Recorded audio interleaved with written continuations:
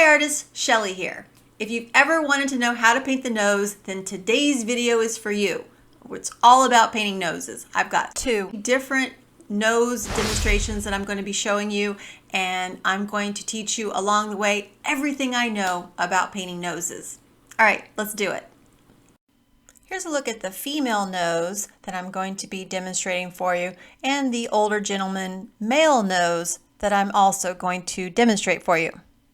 But first you have to understand, painting is learning to see. So I want to show you how it is that I see the nose of my subjects. When I look at the nose, I'm looking for each of the different colored shapes that make up the nose. It's like if you're looking at it and it's made up of little puzzle pieces. Don't think of it as a nose. Think of it as little mosaic tiles that make up a nose. If you think of the nose as a wedge, the underneath portion of the wedge is the most important part to get the perspective drawn or painted correctly. In the book, How to Draw Heads and Portraits by Jose M. Paramon is a really good resource to understand this concept. I'll leave a link in the description for this book. So you need to pay close attention to the tilt of the head. It's going to dictate how much of that underneath portion of the nose that can be seen in your portrait. Not only is the position of the head important in this aspect, but also the position of the viewer. Maybe the head is high above your eye level, so you're going to see the underneath portion.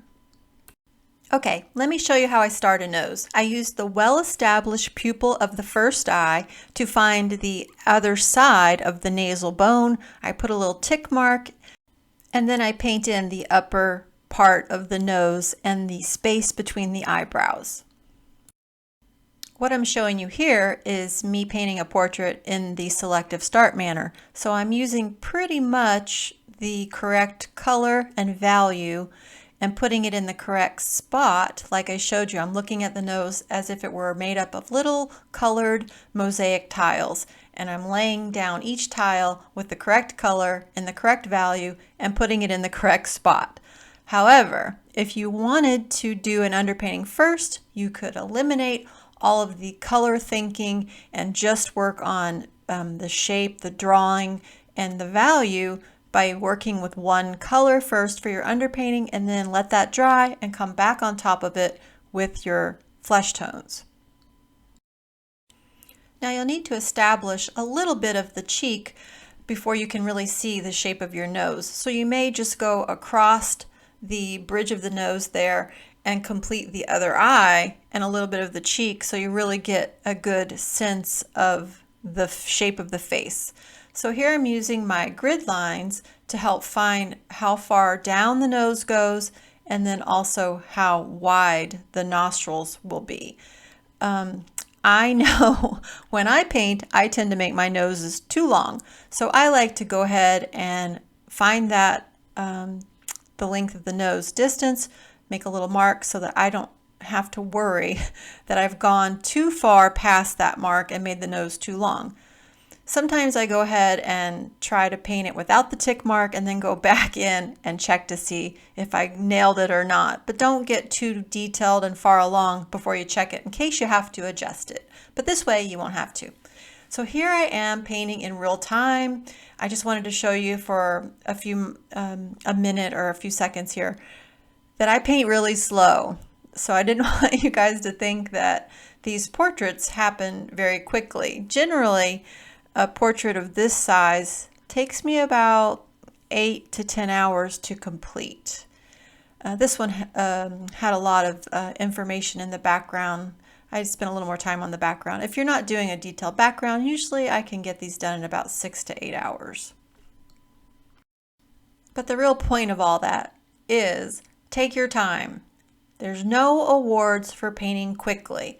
I've learned that from my mentor, Tina Garrett. She's always telling me that. Slow down, take your time, and just don't worry about painting quickly.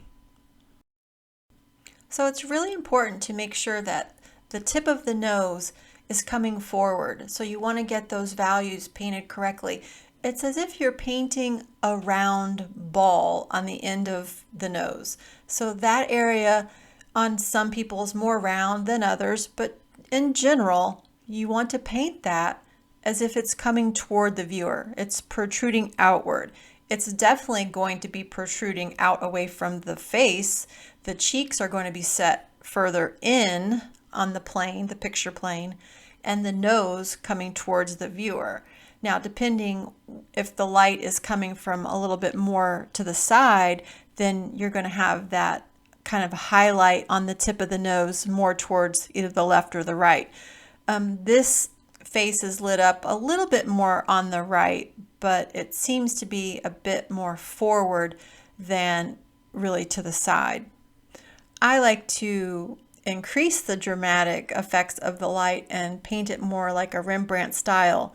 So in this case, I just kind of took creative control and increased a little bit more the contrast where the light and the darks were happening so that I could push the effect of the 3D-ness of this tip of the nose especially.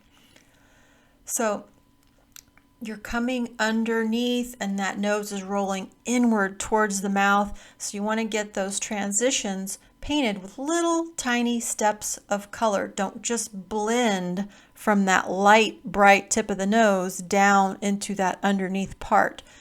Make little colored steps, or if you're doing an underpainting, make steps of different values. So the transition is tight right there. So you're going to need to make probably like 4, 5, 6 steps or paint brush marks of different value towards that lower, darker bottom of the nose line. Now the other thing is here we're getting the nostrils in, and you never want to paint the nostrils too dark. I see that a lot of beginning portrait artists painting the nostrils very, very dark. And they're typically painted with a little bit more of a warm reddish color. Now the nose has a lot of blood available in it, and it's thin. The light can travel through. It's kind of like the ears, which we'll get into in another video down the road. But there's a lot of light being able to shine into that skin color there, and it's going to reflect a little bit of that reddish color because it is such a vascular area. Now, if you have the eyes established already, typically you want your nostrils to be a little bit lighter in value than the pupils or the darkest part of your eye. Just look at your reference, and generally if you're using a photo reference, a lot of times your darks are showing up on your computer screen or on your print much darker than they would be in real life. So just paint those a little bit lighter than what you see them as, and a little bit more warm or red in color. And I believe you're going to feel that it's going to look more natural and real in your resulting portrait painting.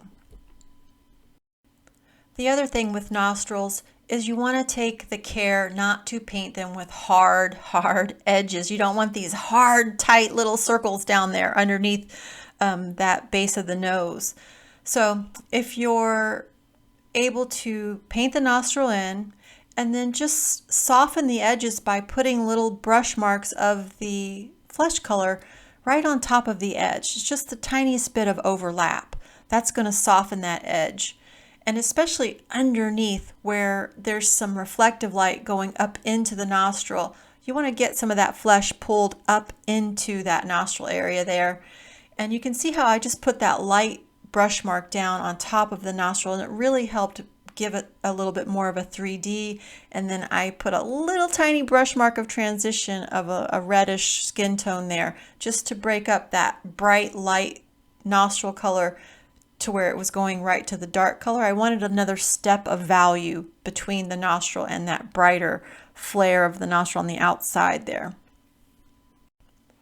So it's okay to establish a certain area of a feature that may be darker by putting it in pretty harshly drawn, making your edges hard.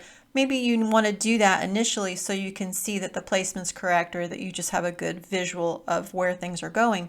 But then you want to go back and not blend, but put down those brush marks of transitional color and value so that you're stepping it towards either the turn away from the viewer or the turn towards the viewer.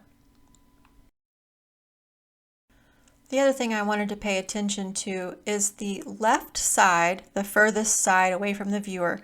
It has a shadow, but you shouldn't paint that with a hard, distinct line. I'm trying to create the effect of the 3D in the nose, but I want to do it with a soft edge. So you can put down some of the value there and make those transitions like we're talking about with little steps of different valued colored brush strokes.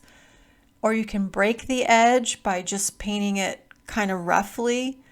You don't want it to be a harsh line, especially on that further left edge. The other reason is I like to increase the detail and the sharpness of the side of the nose that is closest to the viewer. So in this case, it's the right side of the nose, and I want to let the left side of the face be a little softer, a little more blurred because it's further away. And as you're moving away from that vocal point, which is the right eye, the right side of the face, you can let things get a little blurred or softer, and it'll increase that effect of the vocal point being really pinpointed on that right side. So you'll end up with a variety of edges, some sharper ones on the right side and softer ones on the left. So here you can see I've pretty much finished up the nose, all except for that nose ring that our model is wearing. And then here you can see where I've put it in with the final look at the finished portrait. All right, we're going to go into our next demonstration using the older gentleman here, and we're going to be focusing in on his nose. Okay, you can see here I used the eye that was established first, just like with the female nose, and established that upper part of the nose and the space between the eyebrows. And now we're moving into that lower part. With this reference, the image has his head tilted down slightly, so you don't see a lot of the underneath portion of the bottom of the nose. There's more of a shadow, which is going to help give us the 3D effect that we want to have there. So we're not going to see a big portion of nostril here. The view is almost eye to eye. I took this reference photo, so I know I was pretty much head to head with my model when I did the photo shoot. However, if I'd gotten down lower, like kneeled down, then I would have seen more of his nostrils. I would have seen more of that underplane of the tip of the nose. And just a little note as far as painting the nose of a woman versus the nose of a man, typically when you're painting a woman's nose, they're usually a little bit smaller, a little bit more petite, and you paint them with more softness, more roundness, more gently. But with a male nose, you can paint it a little bit more rugged. You can leave really rough brush marks, and it's going to translate into more of a masculine nose that way. You don't want to paint a male nose with a lot of softness. Hey, if you're getting some value out of the video today, hit that thumbs up button. And if you haven't subscribed, be sure to subscribe so that you can come along with me on my art journey. This channel's for you if you love portrait painting and you're not exactly where you want to be in the skill level of your portrait painting.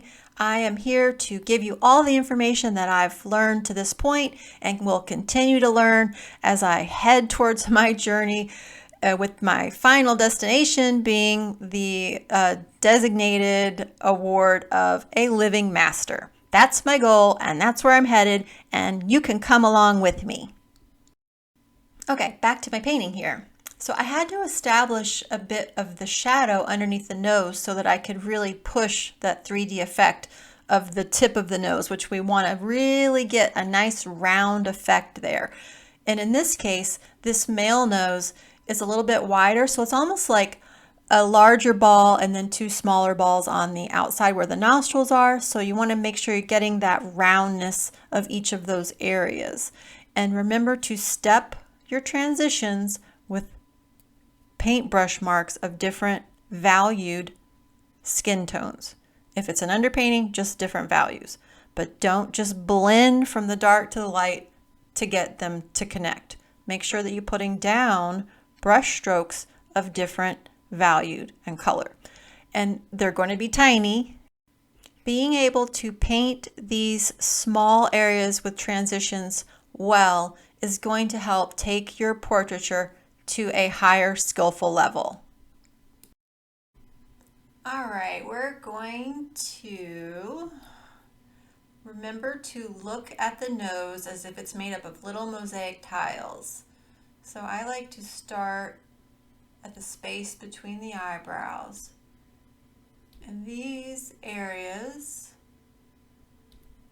are making up the nose. And I'm seeing them as areas of different color and different values.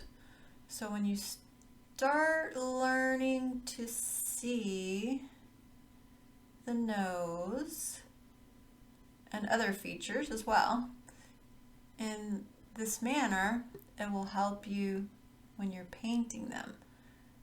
It also helps you to say to yourself, I'm not painting a nose, I'm just putting down areas of color and certain values in certain places, and when I'm finished I'm gonna have a nose. That's the idea anyway. So pretty much that gives us the areas of different values and colors, and then we have the shadow area here that's helping drive that position of the nose. So in looking at the nose, these are the little areas where the colors and values are going to change. Okay, and that brings us to the finished portrait. And there you can see it's a very masculine nose. And with older people, the nasal bone between the eyes can be very prominent, as you see there. So there you have it, the masculine and the female feminine nose. Thanks for watching, guys, and I will see you in the next one.